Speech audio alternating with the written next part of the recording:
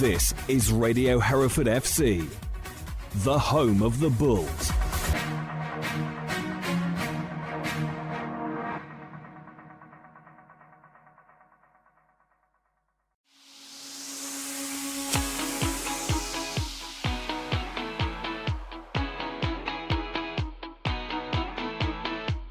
Hello and welcome back to the latest edition of the Bullscast with me, George Holloway. After a nail-biting final day, Hereford ensured their National League North survival with a 2-2 draw at home to Peterborough Sports. We look back at the goals, all of the afternoon's ups and downs, and of course, that dramatic late equaliser from Mikey Lane. We then launch into our season review with the help of Carson Wishart and Keith Hall, who look into the reasons behind Hereford's struggles this campaign and discuss what learnings the Bulls can take from it moving forwards. Aaron Downs talks to the club's media officer Gregg Davies about staying up and building for next season, before Carson and Keith share their signing of the campaign in the inaugural Bullscast End of Season Awards. Finally, we'll turn our attention to next season and discuss what Hereford need to do this summer to start looking upwards and whether Bulls fans can look forward to a bright future. That's all to come in this episode of the Bullscast.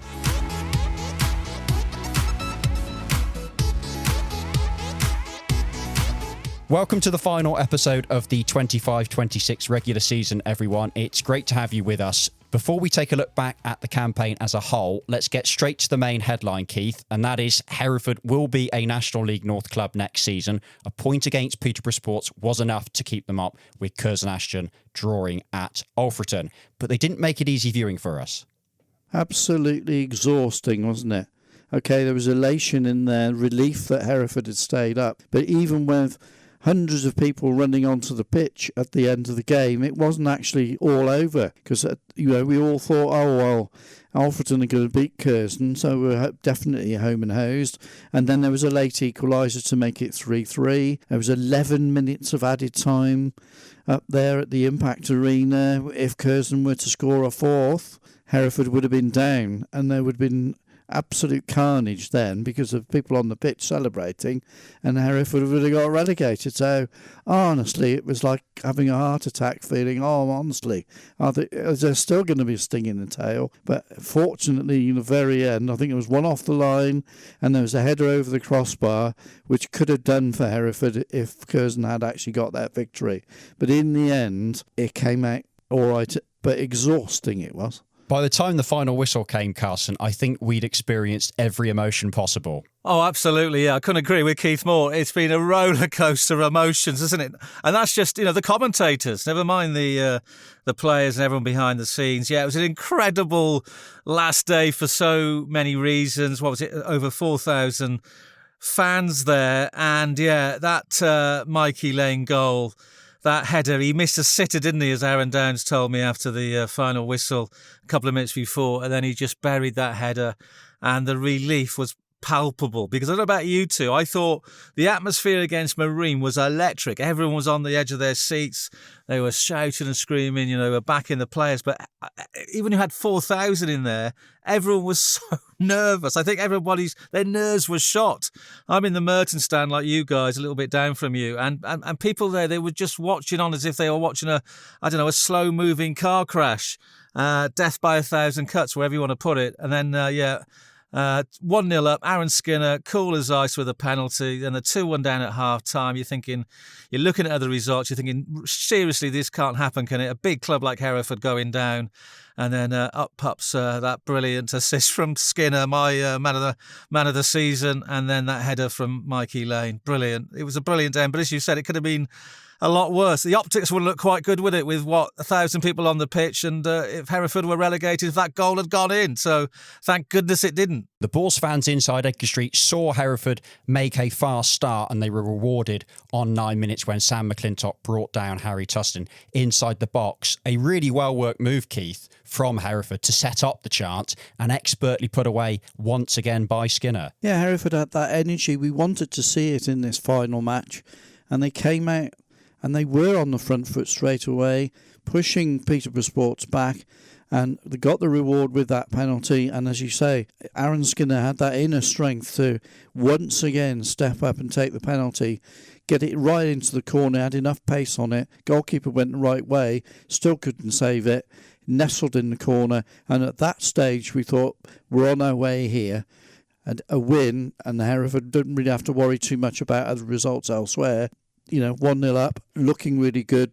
First half an hour, in fact, looked very good.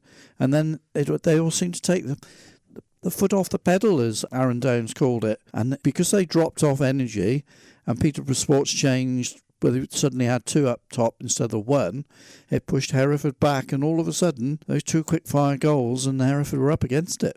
Did the last couple of games emphasise why Skinner was awarded the Player of the Season, Carson? He seemed to show character and quality in equal measures last week. Yeah, I absolutely agree with that. He wears his heart on his sleeve. He's a real versatile player. He may not be the quickest fullback, the quickest midfielder, wherever he plays, but for me, every time he puts on the white shirt, and I've watched him for the last 2 seasons, for me, he always gives 100%.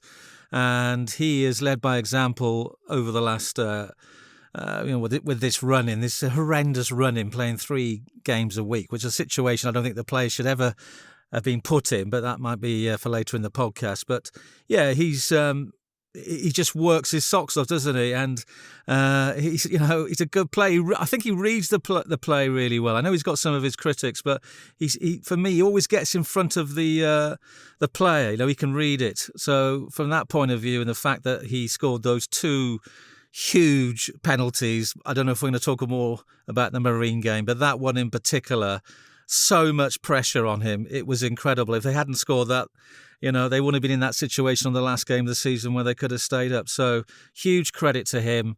And he is one of those players, if you're a young player coming in terms of work rate, he's a great example of that. As you said, Keith, after the 20-minute mark, there seemed to be a drop in the Bulls' intensity levels that allowed Peterborough back into the game, and they levelled on 39 minutes through Dan Jarvis and then took the lead 4 minutes later thanks to a wonderful volley from Max Booth. What do you think was behind that drop in level? I don't know. As I say, I think credit to Peterborough Sports for pushing Hereford back. They were a credit to the rest of the division, if you like, because they were already relegated. They could have been on the beach, but instead they actually stepped up and gave Hereford. They don't play in front of 4,500 every week. So again, as an individual player, you're going to have that challenge, and you're going to step up and think, well, I can show you. I am a good player, and I'm going to show this now on the stage with 4,500 instead of a couple of hundred. So they stepped up. It was another weakness really from a corner. The first goal dropped at the far post, and it just dropped kindly to be able to be knocked in. But as you're saying, the second goal from Max Booth, what technique to get that in, because it was crossed in at a high velocity, and he absolutely hammered it into the back of the net. That was actually a really good goal if you look back at it. Don't think anything Richardson could do with that. It was just firmly struck straight into the top of the net. And all of a sudden, Hereford are now got up against it. They're 2-1 down at home. They've got to get something out of this game. And tables have turned completely. As Keith said there, Carson, both goals came from crosses into the box by Malik Cadogan, and both were scored at the back post. That must have been really frustrating for Aaron Downs on the touchline. Oh, absolutely, yeah. The former Harriers player doing the damage. I thought he was excellent, by the way, that afternoon. If Hereford are looking for to recruit new players this summer, maybe he's one they could look at, because he caused Hereford so many problems all afternoon. And yet it was the same old story. We've seen it from set pieces time and time again. I think that's been their Achilles heel this season for Hereford, is these balls into the box and just not defended properly. And on both occasions with those 2 goals, those 2 vital goals that could have sent the Bulls down, the players were unmarked.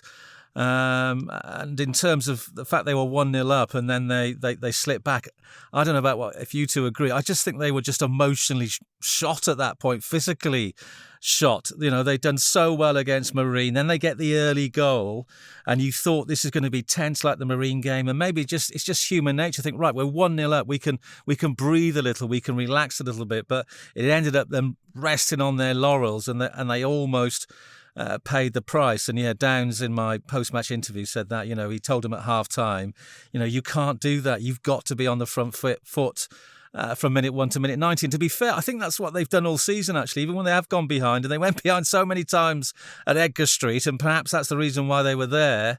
But they did come back in second halves, and they did keep playing, and they did do that. They woke up after 20 minutes, and it was all front foot cup final football at that point, and they deserved that equaliser in the end. I think as well, just by the skin of their teeth as well.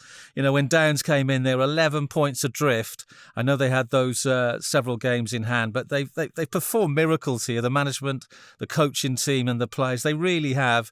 And in the end, they stay up by 6 goals over Carson Ashton. And for me now, it's all about, okay, let's, take a nice break, have a nice holiday, but come back and start working straight away on and off the pitch. So they can never, ever be in this situation again.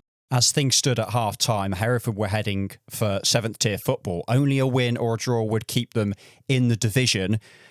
When Mikey Lane missed that chance to level, Keith, on 72 minutes, was there a part of you that thought it just wasn't going to happen for Hereford? Absolutely. I was right next to you in the commentary area at Edgar Street, and my head literally was in my hands for as long as it took from the moment he missed that great chance and knocked it back. I don't think most of the crowd could believe he'd missed it. I don't think he believed he could miss it, to be fair. But obviously stuck at it. We got that Skinner cross, and Mikey Lane headed it in a couple of minutes later. And only at that point did I take my head out of my hands, because I thought Hereford were gone. At that point, with such a great chance, and it went begging, I thought, well, that was it. Writing is on the wall here. But credit, they stuck at it. They did get the so vital goal, and from there on in, it was game management to run that clock down, despite all those extra minutes as well, which added more agony for the fans to suffer. But we got through in the end, and there was real elation, but it was so much, as I say, relief, and there was pressure off people's shoulders. I think everybody inside that ground, as Carson said earlier on, they were all biting their... I mean, we had people at home, and obviously they were trying to follow the game as well, minute by minute, and they were as tense as us.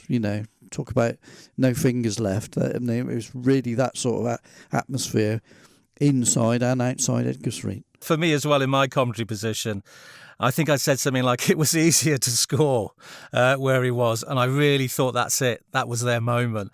And isn't it amazing? Football, life forever, sliding door moments. There's Mikey Lane, young 19-year-old on loan from Fleetwood. He misses from 6 yards. I know he had the keeper to beat, so it wasn't a gimme. But he should have really buried that. And he slices it wide. And what was it? 5-10 minutes later, wherever it was. I don't even know the timings now. But... he scores that header, and I spoke to him afterwards, and I tell you what, he was getting an absolute roasting from the other players, and particularly from Harry Pell, because they were all saying to me, make sure you ask him about the sitter he missed, never mind the winner, the equalising goal.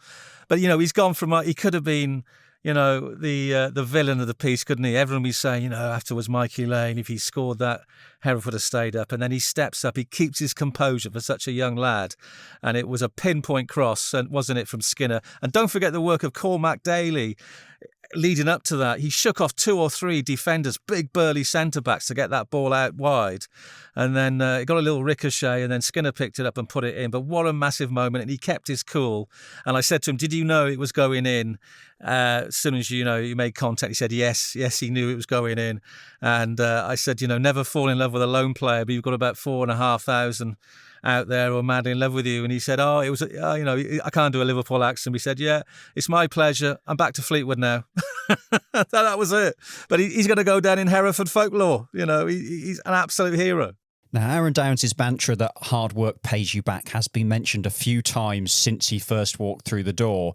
Did the winning goal against Marine and the leveller versus Peterborough, Carson, epitomise that? Oh, yeah, no, absolutely, yeah. They haven't given up, to be fair. They may have been lacking quality, they've been lacking numbers. How they play 3 games a week, I do not know. And the run-in has been incredible, isn't it? They were 7 games in hand. They've had to go up and down the country. These are part-time players. I think Premier League players, EFL players at the top end of the Championship would struggle with this in terms of fitness. But what Downs was very clever, I thought, very astute of him. He could have easily made that excuse, particularly in the post-match interviews I did with him, and he never, ever did. In fact, I think he scolded me once for, using the T word, tire word. He said, they're not tired. They're not tired. I think it was after the Bedford game, and he said it's all about in the head. It's all about mentality, and I think that's what he's been drumming into them in the run-in. And I think he used quite a few good little psychological things there, tricks he used. One was got the players to talk about what it meant to them personally. So everyone had to stand up in the group and say, right, this is what it means to me. This is why I want to keep this club up. So there was an individual responsibility and a collective responsibility.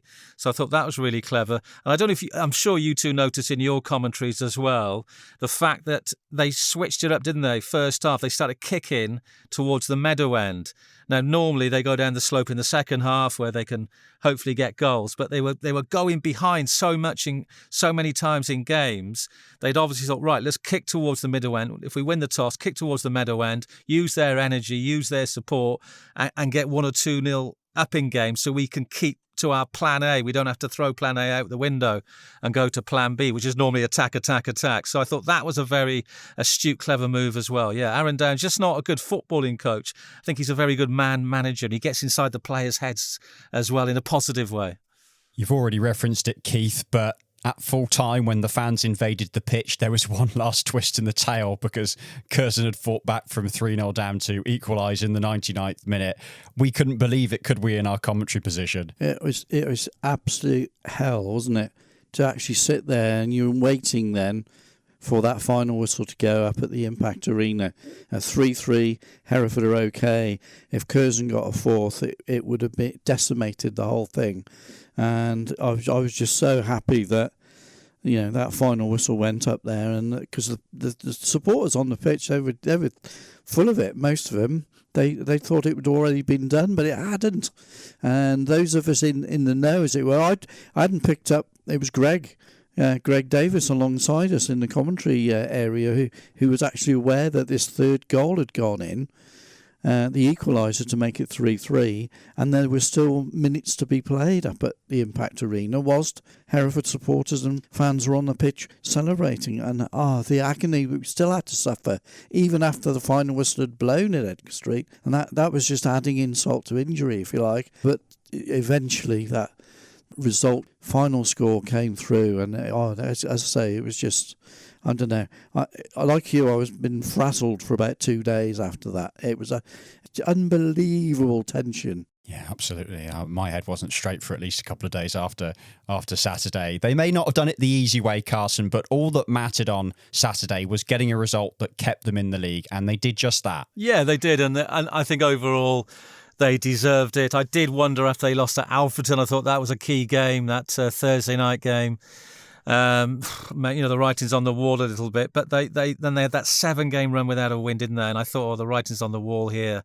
But then they pulled it out of the fire, and I don't know where. I think they must have just dug so deep, just mentally, never mind physically, just to get over the line by the tiniest of margins. Was it 6 goals in their favour in the end? So yeah, they deserve all the credit, and I think that all those players there, whatever happens now in terms of contracts, I know a lot of loan players there going back to their parent clubs, they will go down in the annals of Hereford history, I think, as a group of heroes, because they were put in a situation to play, as I said, 3 games a week.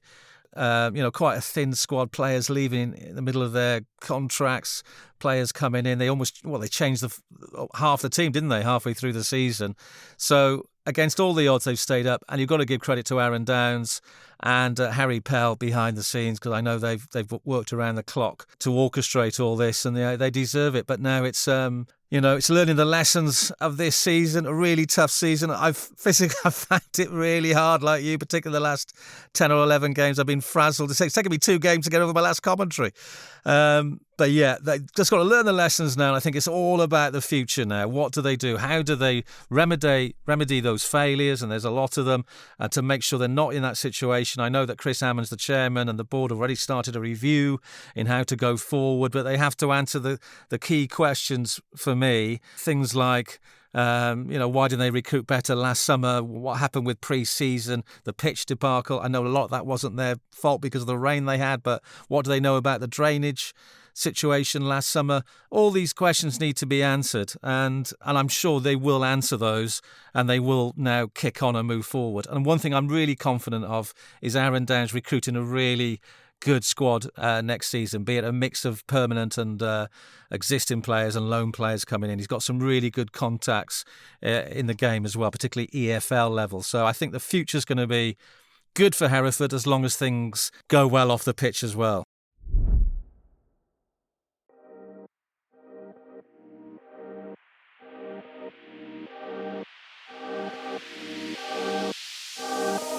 So let's take a look at the results from the 46th and final round in the National League North.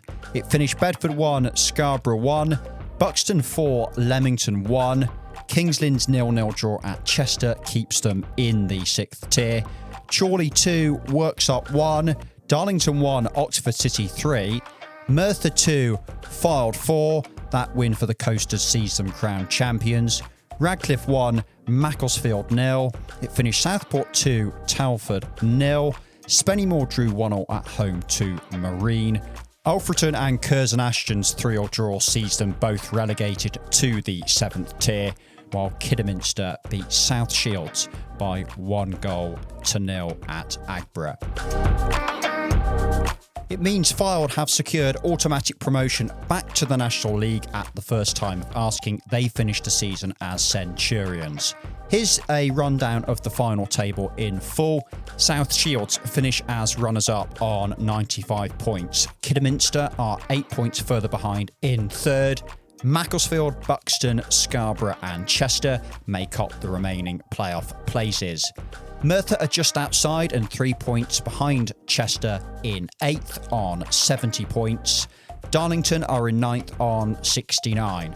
Spennymoor are in 10th on 68 points, while Telford are 3 points further behind in 11th. Then it's Marine in 12th on 62. Radcliffe and Southport both have 60, while Chorley and Worksop both finish on 57 points. Oxford City finished the season in 17th on 56 points. Bedford are in 18th on 53. Then it's Kings Lynn in 19th on 52, while Hereford are in 20th, also on 52. They avoid the drop thanks to a better goal difference to Curzon. They're on -15, while the Nash have -21. Alfreton are in 22nd on 50 points, also relegated alongside Peterborough Sports, who have 39 points, and Leamington, who finish rock bottom on 29.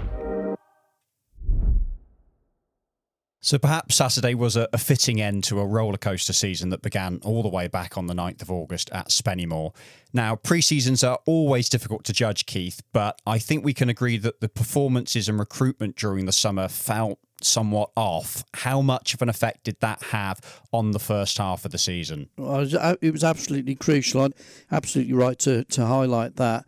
And that's why, in many ways, I think Aaron Downs and Harry Pell have now got the job to do. It might have been easier to bring loan players in that you knew that you could get to come to Edgar Street for that vital period, but all of a sudden now it's permanent signings that need to be made, and that's going to be a different kettle of fish, I would imagine, altogether. Hopefully the budget will be there for them. They can't use the excuse that the pitch renovations are going to eat into the playing budget, because fantastic news from Jared Bowen that he's going to help out with that, so that should be covered. So that really shouldn't have any impact whatsoever on the day-to-day playing budget. But that recruitment now, they've got contacts between them. Harry Pell playing for so many clubs as well, so he's got contacts, so he says, up and down the country, and get those players in.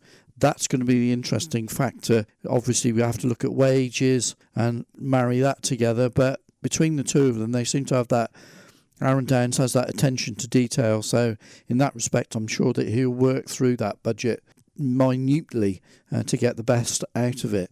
I would like to go back to one game and one game only, and this basically was a pivotal moment. We didn't know, it's all hindsight at the end of the day, but the 1st of November 2025, Omari Sterling-James got a late hat-trick against Curzon Ashton at Edgar Street.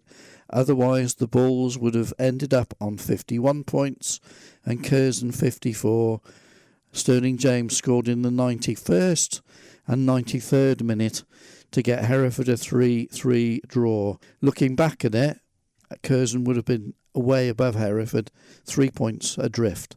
And so that was massive. We didn't know, but you look at it now and you think, well, we did manage to get that point off Curzon. Yeah, key moments in the season, as you say, Keith, that really define Hereford staying in the National League North. One of those, perhaps, was the 3-0 defeat at Telford in February. Did you feel, Carson, like the Bulls had to make a managerial change after that loss? Well, I personally think they should have done it earlier, with greatest respect for Paul Caddis. I think they should have done that in November after the defeat to Oxford, back-to-back defeats to Oxford and then Southport at home. That's when I think the decision should have been made, but they backed him. They said he was a young manager, he will make mistakes, but I think, they took it right to the wire, as Keith said. If that has gone differently, that game against Curzon Ashton and Sterling-James, what a performance from him, what a hat-trick.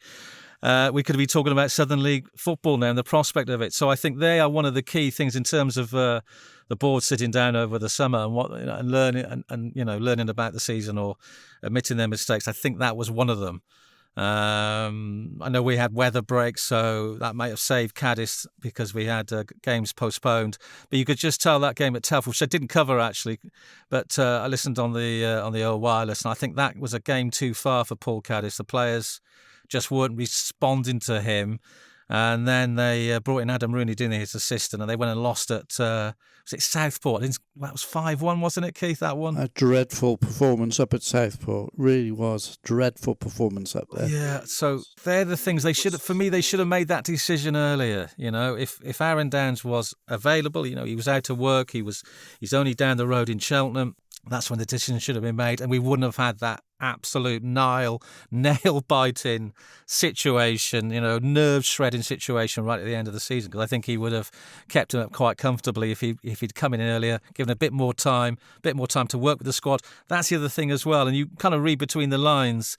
As well with Aaron Downs in my post-match interview, he said something along the lines of, this is after the draw against Peterborough. He said something along the lines of, you don't realise what's been happening. I haven't had many training sessions with the players over the last couple of weeks, so a lot of this stuff was done by Zoom meetings. So we go back to talk about these set pieces and letting in goals from crosses. They hadn't managed to really work on that with Aaron Downs and Harry Pell on the training field. So that's another thing that they have to look at as well. It had this huge just domino effect, isn't it? Games getting postponed, and then they have to play 3 games a week, then they can't train. It was a bit of a mess, really. But as I said, they've pulled it off against all the odds. Hereford were 23rd and 11 points from safety when Aaron Downs first walked through the door, Keith, albeit with many games in hand. How important was it for the mood around the club more than anything else that he got off to that good start against Darlington at Six Ways? Well, you could tell that he knew that. He wanted to re-energise. That's why he got these kids in, as I call it. And they just had that energy, boundless emotion. They were just going to go for it. They were enjoying their football. And it made all the difference, really, for Hereford. They got off to a fantastic start. But then everybody's pointing to this 7-match losing run. Well, if you start looking at those individually, Macclesfield, we lost 3-1 away from home, and yet we deserve something out of that game. And the Harriers, for goodness me, at Agborough, it was 1-1, and Hereford lost to a double deflected shot from Gregg Davies in the 94th minute, and that robbed Hereford of another point. So even during that losing run, they were putting that work ethic in that Aaron Downs says, hard work pays you back. Well, on those occasions, it didn't, but they didn't stop them, and they kept doing it, and kept doing it, and eventually they got the reward, albeit by the skin of their teeth, right at the end against Peterborough Sports. Yeah, and that Kidderminster game, all eyes were on how they're going to bounce back after that, wasn't it? After that demoralising, really late defeat, and then they went and won the next game. I think I remember top of my head. I know they had a really good performance, so they were really strong mentally. I think to come back from something like that, because other teams, other players, they would have down tools at that point, thinking, right, it's not, we haven't got the rub of the green, everything's going against us. They feel sorry for themselves, but they didn't. And again, I'll go back to Aaron Downs. I think a lot of credit goes to him for keeping their heads up at that point. Yeah, I don't think many Bulls fans would have thought after Hereford beat South Shields in mid-March that they would go on to lose their next 7 games. You just alluded to it there, Carson. Did you still have faith that they could recapture that form and escape the drop? It was wavering, I'll be absolutely honest with you, at that point. I think the South Shields game, that was an incredible result. No one saw that coming. They were free hits, and they went and beat South Shields. And not just beating them, a really good performance as well. They had a lot of respect up and down the football pyramid on that particular day, and really dented South Shields' title hopes. Now, the only little criticism I have there, they had Fylde next, didn't they? So incredible. They're playing, and they were top of the league at this point. So South Shields were top. Then Fylde come to Edgar Street and they were top. And then Downs made 6 changes for that game. And he said to me afterwards, well, I picked a side. They lost against Fylde, of course. He said, I picked a side to win, but I think there, when you take 6 players out who've just beaten the league leaders, I'm not sure what kind of effect that would have had in the changing room. I think that would have dented morale a little bit, and it took that momentum out of it. And then they went on that 7-game, run where they didn't win a game. So I think that was a crucial point in the season for me, and maybe that's one. Look, listen, what do I know? I'm just someone who talks on a microphone. Maybe that's something that Aaron Downs may look back on when he reviews the season and think, well, actually, I may have made too many changes there. Maybe started the same 11 and then brought players off after 60 minutes. But to completely almost change, more than half the side, I think that was a mistake for me. And that maybe then put the pin in the balloon going into that run. But as Keith says, they were, it was just not about losing games. They were really unlucky at times. They didn't get the rub of the green. Things didn't go that way. They didn't get penalty shouts, but they came good in the end. So, I think that's all probably what matters in the end, that they did come good. 4 wins and 2 draws from their final 7 games, Keith. That's quite some run considering the situation they were in. Well, it had to be done, didn't it? It had to be done. They've got to get those points over such a short period of time. It didn't matter necessarily how they came, but even when you grind out results sometimes, you get on a good roll, you get that momentum, and it really puts you in good stead. But honestly, it's coming back to me now. I'm getting all tense again now, and we're actually staying up, so it's okay. Don't worry, job's been done. Yeah, the Oxford game, I thought they were down then, and they, that was a real 6-pointer, wasn't it? The old proverbial 6-pointer. And Oxford, they didn't have much problem on the last day of the season. I thought that was a pivotal moment. I thought they were done then, but then they came back again. And, they played teams, and don't forget, all the narrative before these games were, well, what have Marine got to play for? They're mid-table. They're not going to make playoffs. They're not going to be relegated. They've got nothing to play for. Peterborough, they're relegated. They've got nothing to play for. Both those those players were a credit to their clubs, I thought, because they both, and the integrity to the league, because they were 2 massive games, particularly the Marine game. I thought that was just... we said on air then, on Hereford and Worcester, that, if this was a Hollywood script, you would reject it. This can't be happening. And I think we're going to talk about big goals later, but that penalty, we mentioned it earlier, from Aaron Skinner, absolutely monumental moment. So, games are all about moments. They're all about fine margins. That's what managers tell you. But my goodness, there's been so many this season. And luckily, Hereford, the Bulls just come on the right side of it in the end. You could argue, Carson, that poor recruitment put Hereford in the mire in the first place, but an improvement in the same department played a big role in them getting out of it. You look at the additions of George Munday, Cormac Daly under Caddis and Rooney, and then Lane Wilcox and Tustin under Aaron Downs. Yeah, it's a really thorny issue, this, isn't it? And I feel quite passionate about this, because I don't know how they got into that situation where I've never known a manager say, and we're talking about Paul Caddis now, and this was a couple of games, 6 or 7 games into the season, when they went up to Radcliffe and lost there 1-0, I think it was. But they were dreadful that afternoon. They just didn't perform. I don't think they had hardly a shot on target, and they looked way below the level. And post-match interview with the manager, Paul Caddis, and he just admitted to me on BBC Hereford and Worcester his players are not good enough. You know, they're not good enough, the players he's recruited. And the players that were there from last season are not performing. And I thought that was a really odd thing to say. You know, I did put it to him at that point. Well, you scouted the players, you coached the players, you picked the players, you've got ultimately responsibility. And he kind of snapped back at me, he said, yes, you're right. And then as the season went on, there was a few changes, but, to things like what happened to, we mentioned him earlier, he scored the hat-trick, didn't he? Sterling James, the fact that he left to go to a lower league club, I thought that was a huge blow. They've denied there was a fallout in the behind the scenes in training, so you have to just take that at face value. And then I didn't agree with the fact Ray Campbell, who was on contract, and he got his head turned, and they let him go. Yes, you could argue, well, why keep a player who's unhappy to be at the club? But don't forget, he was second top scorer at that point, and Hereford desperately needed goals, but they didn't have a striker to replace him. And when Downs came in for that Darlington game, they were very stretched up front. They only had really Andy Williams. They brought George Monday in, but nothing behind that.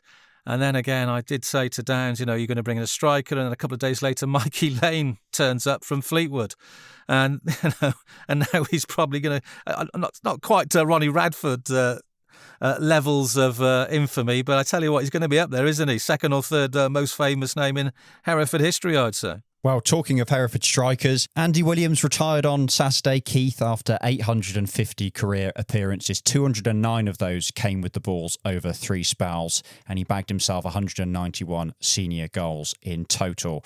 What a career. So many memorable moments watching Willow across the years.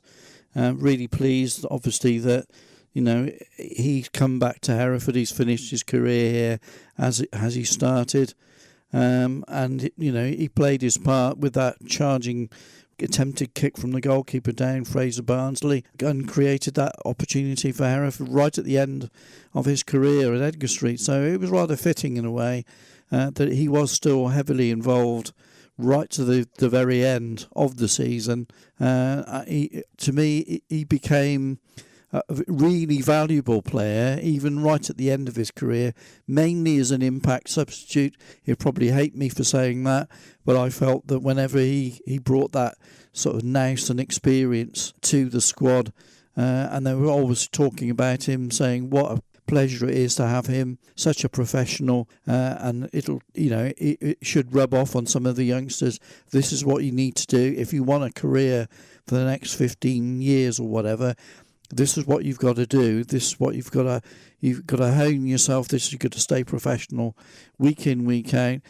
Try and remain as fit as you possibly can. Look after yourself mentally and physically. And I thought, Willow epitomised. I remember that I was obviously doing commentary at the Walker Stadium when Hereford got that victory over Halifax to get into the Football League. Stansfield with the cross, Williams with the stooping diving header at the far post into the back of the net. I mean, that's something I personally will never ever forget. That a fantastic day.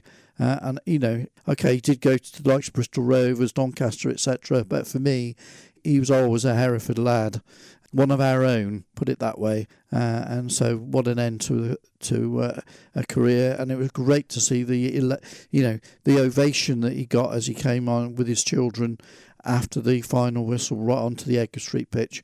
And I took all the plaudits from the fans. Carson? Yeah, I echo all that, absolutely. What a true... I mean, the word legend is overused, isn't it? But he's a true Bulls legend. He'll always remembered at Edgar Street. Was it 3 spells over 22 years? Starts his career at the club he loves, the boyhood club, and then ends it there. 10 goals as well, which is he ended up joint top scorer with George Monday. I think one of the Monday goals, though, may have been an own goal. So he might have been top scorer outright on 10. And, Yeah, he's 39 years young. He runs. He's one of the. He runs himself into the ground. Yes, he admitted after the game that he's lost half a yard of pace, and he had tears in his eyes because he knew that he didn't quite perform on that game against Peterborough. But I tell you what, if we're just talking about the 25-26 season, put those 10 goals aside, which are really important in keeping Hereford up. For me, it was that moment, Marine, on that Tuesday night when he made that 35-yard run to close down the keeper. Fraser Barnsley was messing around with it in his 18-yard area, closes him down, the ball breaks loose, Keziah Martin gets felled, Hereford get the penalty, we know what happened after that. Just for that one moment was absolutely heroic, and that's what Andy Williams, that's what he means to Hereford and what Hereford means to him. I don't think there's a lot of young players may have thought, I'm not going to make that run. Andy Williams did, and that moment just could have kept Hereford up. That was one of the pivotal moments for me. So Andy Williams' time at Hereford has come to an end, but for Aaron Downs, it's only just getting started. He signed a new 2-year contract alongside Harry Powell. Let's get his thoughts now on Peterborough and the season. He spoke to the club's media officer, Gregg Davies, earlier this week. A day of drama, anxiety. How do you put all that into words? All sorts. Ultimately the result in staying in the division was the most important thing, and we got that. It was hard. We made it a lot harder than what we needed to, but ultimately it was about staying in the division, and we've done that. So I'm ecstatic. I'm happy. I'm proud, and I'm just so grateful to so many people that have helped us along the way. Day got off to a brilliant start with the early goal, the penalty, and then Peterborough Sports got back into the game. Maybe we needed a second goal to put our foot on the gas at that point. Definitely. What happened was we dominated so much for that first 30 minutes, and we maybe expended a lot of energy, but we needed that second goal to kill it off, and we didn't get that. The keeper made a great save. We had a couple of good chances that we didn't quite convert. And then, to be fair to Peterborough, they didn't roll over. We knew they wouldn't, and they actually played quite well for a 15-20 minute spell. But I felt that was down to us, that we come off it a little bit, and that's what we addressed at half time.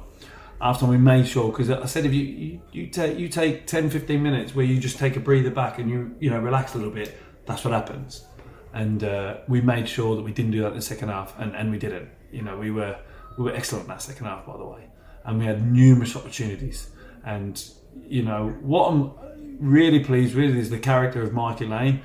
Didn't start the game, probably felt disappointed. Come on, missed an open goal, an absolute sitter, but then still has the character, be in the same position and then finish it off. And what a massive goal that is for this football club. And he can take a lot of pride and credit when he goes back to Fleetwood, because that could be a massive goal for this football club. I'm telling you, in years to come, we can be talking about that for a few years. So I'm really pleased for him, and I'm pleased for a lot of people.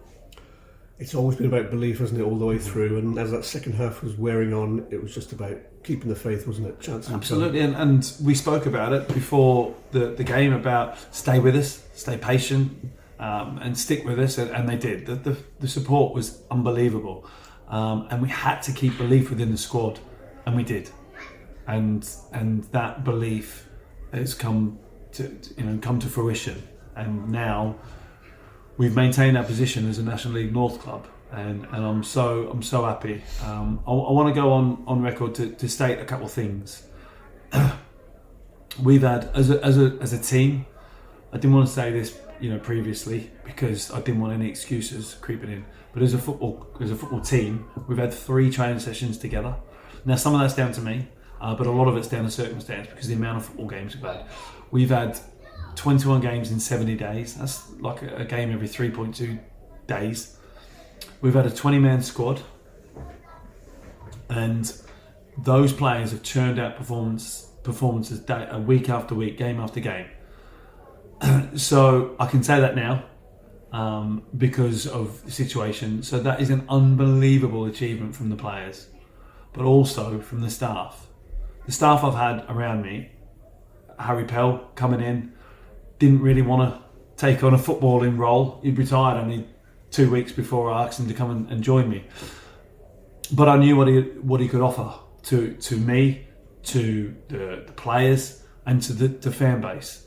What he's offered is energy, enthusiasm, and he's also offered belief in what I'm doing, because he knows what I'm like as a person, and he's been infectious to a lot of people. Sean's been unbelievable since I come in. He's really took on board what we're saying and what we're doing, and he's one of the happiest men today, because he's just so happy that he's involved with what we're doing, and I can't thank him enough. And the physio department that have been with me, I've had to chop and change a few because of numerous reasons, but they've been excellent as well. And Dan, our kit man, has been excellent. He's been right on board with me from day one, and he's a true fan, a true supporter, and he cares so much about this football club. So I'm really pleased for him, because it meant a lot to him today. So the staff around me has been excellent. The players, I can't thank them enough. The amount of football they've played is unbelievable. Okay, and most people would have, sort of not stood up to the challenge, and most would have been like, I'm not so sure, it's a lot. But the players I've brought in, and the players that are already here that I've kept around, should be so proud of themselves for what they've done, what they've achieved, and they should be so, and our club should be so proud of them. They've been excellent for me, and I can't thank them enough. And the support I've had from the board has been phenomenal. The way that they've handled themselves and allowed me to do what I needed to do, and supported me on my decisions. I'm very lucky to have that support around me. And the last, but by no means the least, is the supporters. We lost 7 in a row. We lost 7 games in a row. And not once were we criticised. Don't get me wrong, the style of play we're looking to play, I think people can believe in and get behind. But they stuck with us, and they could see that we're trying to do the right things. We're trying to build a team that's going to be competitive. And ultimately, we've achieved our goal together. I said a few weeks ago that we're stronger together, and today proved that. And there's a saying I live by, that hard work pays you back. We got paid back today. The amount of effort that all those people I've just spoke about, staff, board, players, and our supporters, the amount of effort that we've all put in as a football club, come back to roost today. And we got paid back today. Good people deserve good things, and I believe that this football club deserve what we got today. So I'm ecstatic for everybody involved. I'm so happy that we've achieved the goal that we set out to do. And what I can assure is that this hopefully can be a springboard for us moving forward. There were some special scenes at full time. I think you were up on the wall in front of the Meadow End. that was great. Maybe I'm a bit carried away. Yeah, I try and control myself emotionally, and maybe I'll let a few emotions out then. And the hard work carries on. Obviously, we've been announced, you and Harry have agreed to stay on. How much are you looking forward to getting stuck in? And that's testament to the board and the football club, because they backed us before the game started. Before Tuesday, we'd agreed. Before Tuesday night, we'd agreed a deal in principle, and then on Friday morning, we'd exchanged sort of contracts, and then regardless of the result, I was happy to be here. I really enjoyed my time, and I knew that this was the place I wanted to be, and I'm so thankful for the board for backing me and offering me the opportunity to take this club forward. So I won't rest. I'll enjoy tonight, don't get me wrong, but I won't rest now. I'll make sure that this is a platform, as a football club, to take forward and to build positivity and hopefully structure and a good plan to take this football club forward, so we can be successful. Great to get the thoughts there of Aaron Downs, who collected 30 points from 21 games as Bulls manager this season to keep Hereford in the division. The agreement for him to stay on with Harry Powell was announced alongside the end of season award ceremony that took place after the game on Saturday. Here's a quick rundown for you of where those awards went in case you missed them. Theo Richardson was handed the London Bulls Player of the Season. Goal of the season went to Harrison Sonner, while Aaron Skinner picked up both Player of the Season and Junior Bulls Player of the Season. But we thought, as a bit of fun, we'd do our own Bullscast end of season awards. So let's start with Goal of the Season. Carson, which strike would you go for? I am going to go for Aaron Skinner, the penalty against Marine, 92nd minute. Hereford had to win it, and they did, because he had... it was cool as a cucumber, was Mr. Aaron Skinner. That was my goal of the season. Buried it. What pressure as well. Keith? Well, I'm going to go slightly off the radar. Once again, it was against Peterborough Sports. Not played as much as he would have liked, and I would have liked to have seen as an enforcer in midfield. Gus Mafuta's strike from outside the penalty area away at Peterborough Sports. Another crucial goal, another crucial victory, as it turns out. And that, for me, was the goal of the season. Closely followed for me from Diaf's free kick against Kidderminster at Agborough on Good Friday. And it went into the top bins, didn't it? That was absolutely a brilliant, brilliant strike. Now, slightly different this one, signing of the season. Who made the biggest impact in your eyes, Carson? Well, I used to like Omari Sterling-James. I thought he was a great signing for the club, wasn't he? And he scored so many crucial goals, not least that hat-trick we mentioned earlier. But for me, was he left, and then in the latter part of the stage, and for me was Cormac Daly, on loan from Nottingham Forest, come through the academy there, 19 years old. And all I can say about Cormac Daly, and I know he's got some critics saying, well, his final ball lets him down. I don't know about that, because for me, he got into so many good positions. He's like a little terrier, isn't he, going down the wing. And for me, he's the player that I literally got up on my feet. When I was in the commentary box, I would stand up if he got on the ball and he was in the final third, because I always thought something special was going to happen. And I didn't quite realise at the time how crucial he was in Mikey Lane's equaliser against Peterborough Sports. It wasn't until I watched the video back, and I remember Skinner getting the ball in, but I couldn't quite remember how Skinner got the ball. But if you look at that video, from the highlights, there was Cormac Daly. He just dragged it across the D, didn't he? And he had one challenge, two challenges, threw off another challenge. He's only, 5'4", and I'm sure he was separated at birth with Harry Tustin. That's another story, commentator's nightmare when those two are on the pitch. But yeah, I think he was just something special. I think he's got just a huge, massive future in the game. Really liked him. Freddie Wilcox, second, George Monday third. I'll just squeeze those in. What about you, Keith? Yeah, I'd have to agree with Cormac Daly. He's got that exuberance. He always gets you on the edge of the seat because he will take players on. We want to see entertaining football. We like to be excited. And he brought that energy that Hereford desperately needed down the flanks to get the ball. And then Paul Callis talked about it. Box entries. How many times can you get that ball into the danger area, either dribbling it or crossing it? And he brought that to the Hereford team. But for me, actually, Freddie Wilcox brought that extra solidity sitting in front of the back four. Sometimes I played him as a three at the back, but generally speaking, he was just sat in front of Preston and Hawkins and worked from there.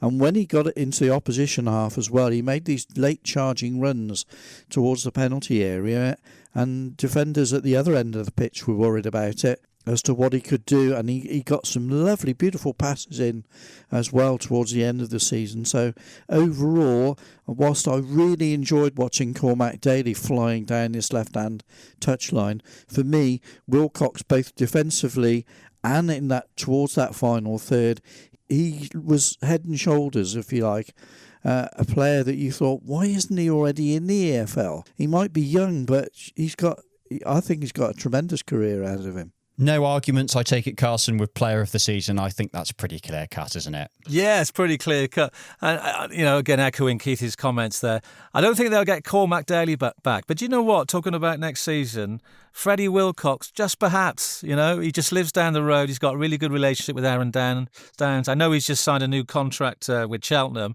but they still might think, maybe half a season even at National League North level, just more men's football, more experience. get embedded in more, maybe Cheltenham will agree to that, because I'm sure, absolutely certain, it's Aaron Downs who are making the inquiry with his old club. Can we have him for a little bit next season, please? So let's throw it forward to next season. After the awards presentation, we heard from Chairman Chris Ammons, who thanked the fans for their incredible support and said the club shouldn't have been in the position that they were, and they will learn from it. What do you think those learnings will be, Keith? Well, it's a complete reset, isn't it? It's a blank slate, basically. I'm not sure about who's on the contract and who isn't, whether there are any of the existing players under contract. There's talk of maybe Theo Richardson having a 2-year deal. I'm not aware that that's been officially announced. So it's a complete blank page. And that, recruitment immediately, George Webb was talking about it. He was upset. He felt that recruitment was poor last summer. So obviously the board of directors are much more aware of it. Perhaps they'd make an earlier decision and have a little bit more leadership, if you like, from there, as to say, look, we've got to start immediately. We can't just leave it till late June, July to start getting players, and we need to start those negotiations right now, because we've got to build a squad, as I say, virtually from scratch, I would have thought, and it might be easier to get players in on loan that Aaron Downs knows. He's now got to get and persuade people to come in permanently, a 1-year deal or a 2-year deal here and there, and I'm sure the wage structure is not going to be transformed.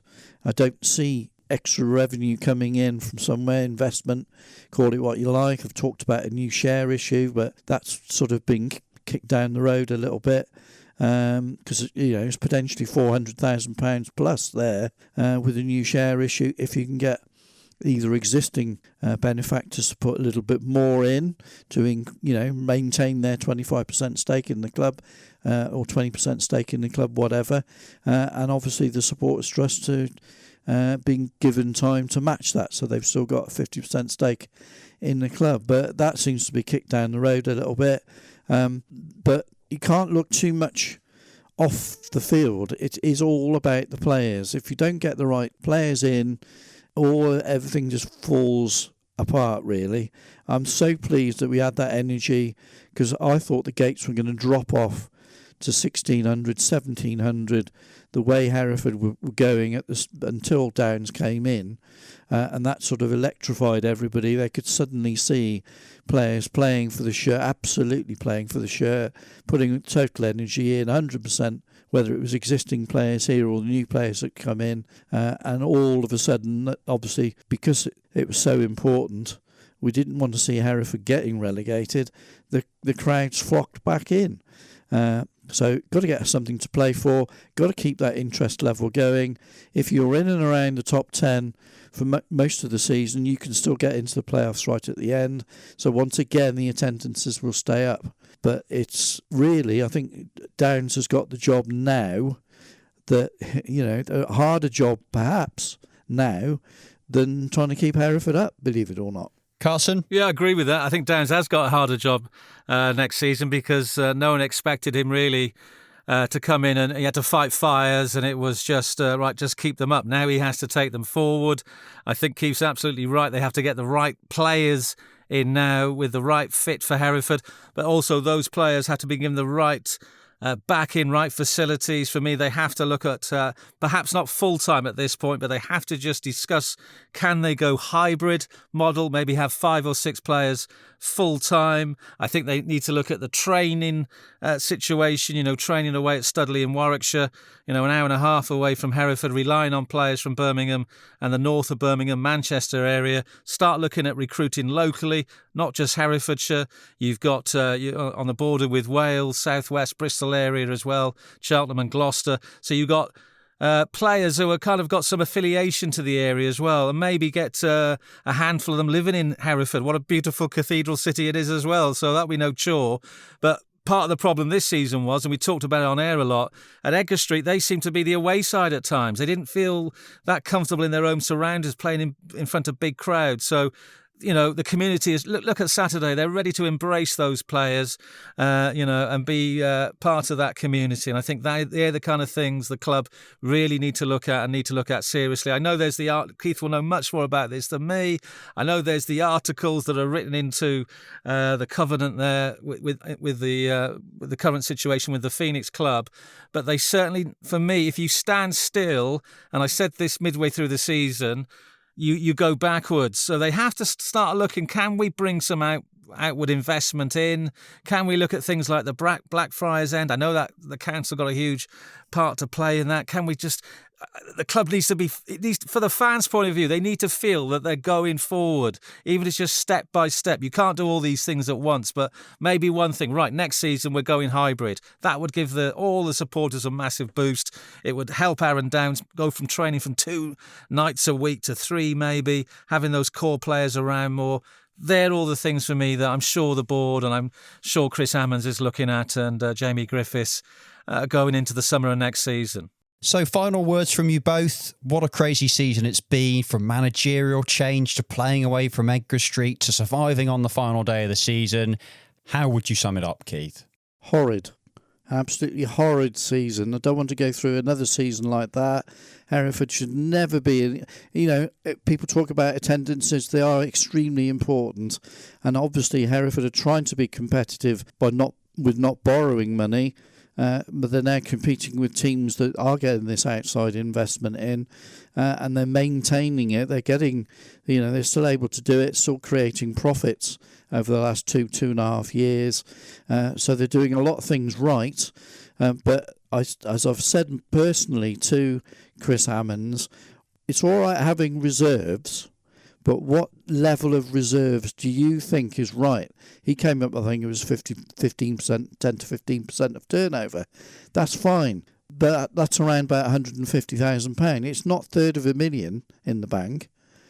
So somewhere along the line, we've got to give it a go and say those reserves are there for a reason. And it may have been if Jared hadn't come out and said, I will help you in with the pitch, Hereford would be looking at losing 100,000 of that reserve, and that's what it would have been there for. I understand that, but because of that, Hereford has still got that chunk of reserves behind them, and I just wonder if they can limit that reserve and say, look, anything above that goes straight to Aaron Downs and Harry Pell. That's going for the playing budget.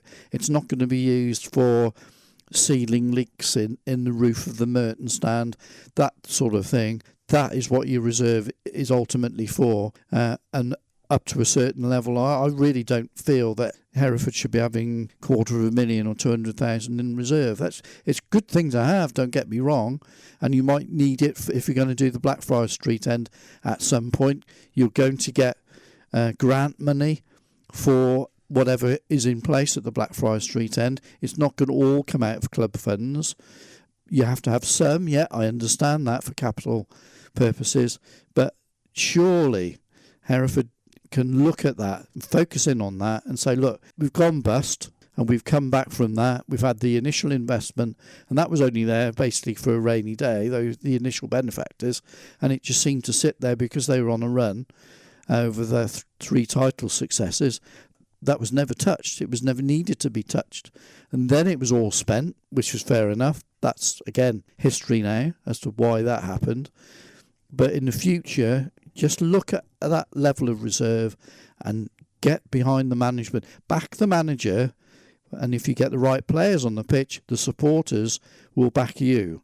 And that's basically what they need to do going forward. Carson, your final thoughts, and are you confident that Bourse fans can look forward to a better season next campaign? Yeah, absolutely. Under Aaron Downs and Harry Pell, I don't think they're going to be anywhere near the relegation zone. It may not be playoffs in his first full season. It may be top 10 and building from there. But in terms of the season overall, I think it's been pretty disastrous, to be honest. I know we've all got this feel-good factor at the moment. They stayed up by 6 goals. As Keith says, a club, a heritage club, like Hereford FC should never, ever been in that position. It was embarrassing at times. I think they need to learn the lessons, maybe look at an under-21s, look at an academy and building the football club up. As Keith says, they've got it in reserve. I can understand the nervousness. We know the history of it, but it's all about... will history repeat itself? It's all about what's its right and fit a proper person's test. Making sure you get the right investors in, local people, local businesses who are ready to put some money into the club and make sure that they are up there, top 10 competing and eventually getting back to the Football League. One thing for me in all this, they had fantastic crowds, didn't they? The crowds built almost those last couple of games. The last game against Peterborough, 4,200 and something. But the club... and the chairman and the board, they cannot be complacent that those fans will... if they have this season after season where they're down there fighting relegation, nothing to play for, fans will not turn up. They'll vote with their feet. Yes, you'll get the hardcore who will always be there, but they're not going to get the kind of numbers they need. And of course, this is a club that really relies on the gate as it stands with the current model. So for me, back to the drawing board, blank pieces of paper... peppermints, glass of water, little pencils, and right, okay, let's think about this again. We've got this fantastic support, this fantastic history when you bring in United, and also, a fantastic city. This is a football hotbed. People are desperate for success.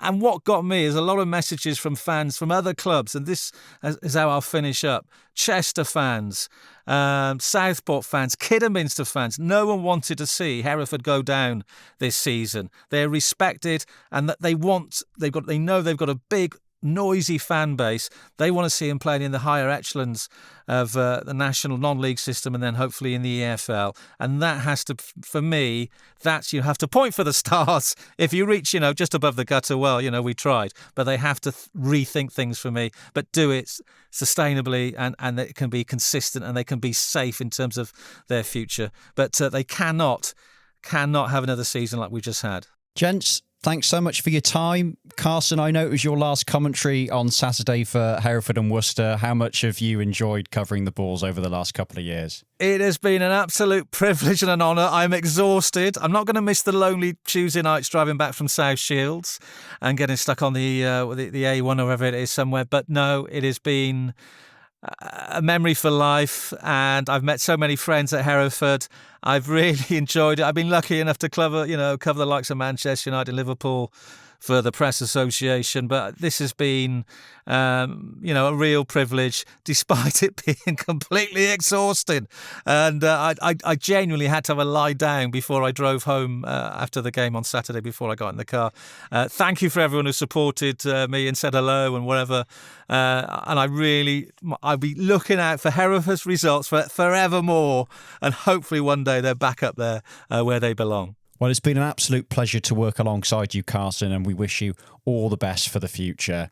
So it's my thanks to Carson and, of course, Keith for his help throughout the season. Thanks to you at home. We hope you enjoyed our coverage.